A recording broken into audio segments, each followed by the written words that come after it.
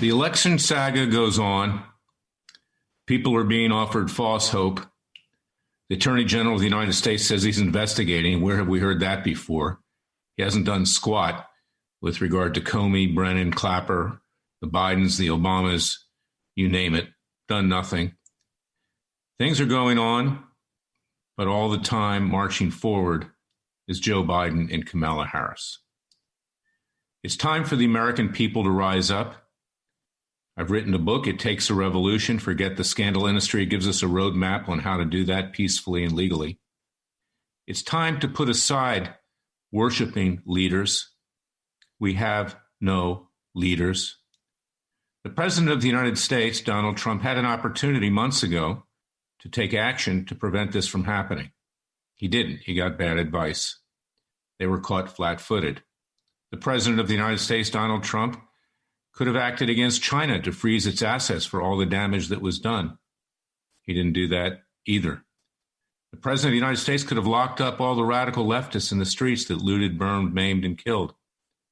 Didn't do that either. I support the President. I hope that he wins, but he's not going to win because we have federal judges that are highly compromised and politically corrupt. That's what I talk about in the book. It Takes a Revolution. And, of course, you need to understand that he was not the be-all and end-all in any event. You can see that from just the three examples I've just cited. It's time to move on. It's time to ourselves assert our independence, our freedom, our liberties, as our founding fathers did in 1776. So I urge you, I beg you, not because I'm making money on this book, I doubt that I'll make anything. I wrote it during the COVID-19 crisis, of course, which continues on. I wrote it because it was inside me. I wanted to get it out all in one place. I write a weekly column at WND.com. But this puts it all together and suggests how we can wage that revolution. It's not like other books that are out there right now that are already obsolete, which were, what's the horror stories of the last 4 years, vote for Donald Trump or support me or do this or do that. Very exploitive. This book will last forever, because it is a testament to the will of the American people to form their own government when the bonds of their present government have been broken. Before you read the book, I urge you to read the Declaration of Independence. See what our rights are. See what our founding fathers did. They didn't sit on a couch watching Sean Hannity, eating popcorn and drinking beer. They got up off that couch and they took on King George III. And I can tell you, if this was a system like King George III had, we know how his judges would rule, his yes men.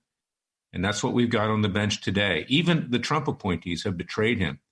In my book, I set forth 8 judges I've been in front of who have no courage. Some of them aren't terribly bright. He rubber stamped what was put in front of him by hack Republican lobbyists of the Federalist Society and other places. And that tells you why we, the people, must now do it for ourselves. We need to be our own leaders. We are the superheroes. We are the ones who will determine the fate of this country, not any one person. Donald Trump did a lot of good things, and we thank him for that. And I hope he goes off and starts a network because Fox News is dead. Thank God the wicked witch of cable on the right, so-called right, because it's not really, is dead. They showed their colors in this election. They undercut the president by declaring Arizona way before even CNN and MSNBC. They created a wave. They then put chyrons on the screen saying Joe Biden elected 46th president when it wasn't even clear at the same time that their hosts, some of them, were saying there was a chance if there was recounts. Well, there is no chance because you have to go through 4 or 5 states to flip this election. No judge has the courage at the federal level and even at the state level to go up against what has been a wave to push Biden into office. The Democratic Party is evil. Let me repeat that. Pure evil to the core. They've been inhabited by the devil. That's my opinion. Much like radical Islam has been inhabited by the devil. In fact, they're working together. We see that. Rashida Tlaib, Ilhan Omar, the rest of the major players in the Democrat Party. This is what we face today. We face radical leftists who are conducting a Bolshevik revolution. And for the moment, they think that they've succeeded. Well, they have not. Because we have the Judeo-Christian God on our side. We have the real God on our side. And we are going to prevail just like the ancient Hebrews and Christians have prevailed over time. This is not a persecution of these people. We just simply want to be left alone.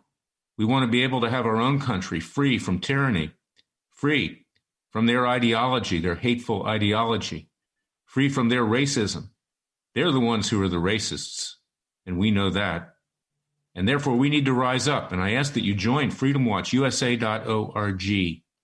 Go to our Justice League. You are the superheroes, and support americasheriff.com to support our valiant police. And don't worry about who is the leader of this country, because they're not leaders at all. They're frauds. We, the people, must now rise up. And that's my message for today, and that's my message going forward. And get my book, It Takes a Revolution. Forget the scandal industry. It'll tell you how to do it. It's on audio right now. We'll do it together.